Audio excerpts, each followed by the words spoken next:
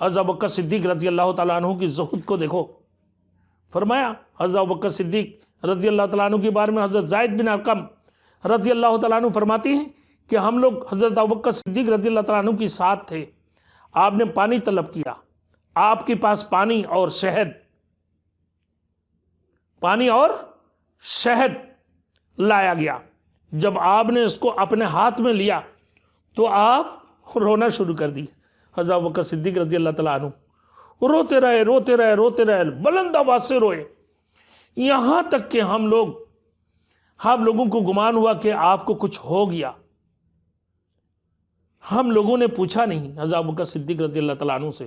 جب ابوبکر صدیق رضی اللہ تعالیٰ عنہ رونے سے فارغ ہونے کے بعد پھر ہم نے عرض کیا، اے خلیفہ رسول صلی اللہ علیہ وسلم، اے خلیفہ رسول اللہ، آپ کو کس چیز نے اتنا رلایا، رونے پر آمادہ کیا؟ فرمایا کہ ایک مرتبہ میں حضور صلی اللہ علیہ وسلم کی ہمراہ تھا تو اچانک میں نے آپ صلی اللہ علیہ وسلم کو دیکھا کہ آپ اپنے پاس سے کسی چیز کو دفع کر رہے تھے، لیکن کوئی چیز ہمیں نظر نہیں آیا. حضور صلی اللہ علیہ وسلم نے فرمایا کہ مجھے اور میری طرف دنیا ہاتھ بڑھا رہا ہے. مجھے یعنی میری طرف دنیا ہاتھ بڑھایا تھا، میں نے اس کو دور کیا اور اس کو دفع کر رہا تھا.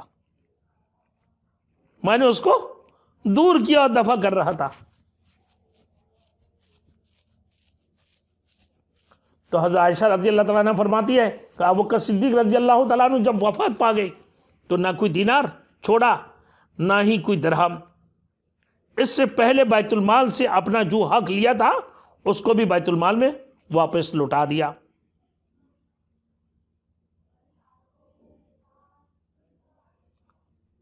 حضرت عروہ سے روایت ہے کہ حضرت ابوبکر صدیق رضی اللہ عنہ جب خلیفہ ہوئے اپنا ہر درہم و دینار بیت المال میں ڈال دیا اور فرمایا کہ میں اس میں تجارت کرتا تھا اور اس کے ذریعے میں رزق تلاش کرتا تھا. حضرت عطا بن صائب رضی اللہ تعالیٰ عنہ فرماتے ہیں کہ جب حضرت ابوبکر صدیق رضی اللہ تعالیٰ عنہ سے بیعت کی گئی، صبح اپنے بازو پر چادریں لاد کر آپ بازار جا رہے تھے. حضرت عمر نے فرمایا کہ کہاں کا ارادہ؟ فرمایا جواب دیا کہ بازار کا. حضرت عمر رضی اللہ تعالیٰ عنہ نے کہا کہ وہاں آپ کیا کریں گے؟ تو ابوبکر صدیق رضی اللہ تعالیٰ عنہ نے جواب دیا، فرمایا کہ میں بچوں کو کہاں سے کھلاؤں گا؟ پھر عمر رضی اللہ تعالیٰ عنہ نے حضرت ابو عبیدہ رضی اللہ تعالیٰ عنہ کے پاس لے چلے جو کہ بیت المال کا امین تھے، وظیفہ مقرر کر دیں گے. میرے دوستو یہ تھے صدیق اکبر کی حالت.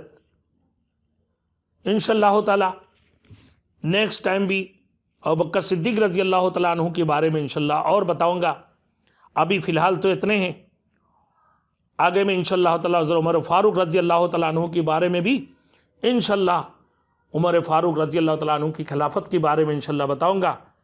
اس وقت جو چل رہا ہے میرے دوستوں، کئی بیانے چل رہا ہے، والدین کے بارے میں چل رہا ہے بیانے، اور استغفار وغیرہ کے بارے میں بیان چل رہے ہیں.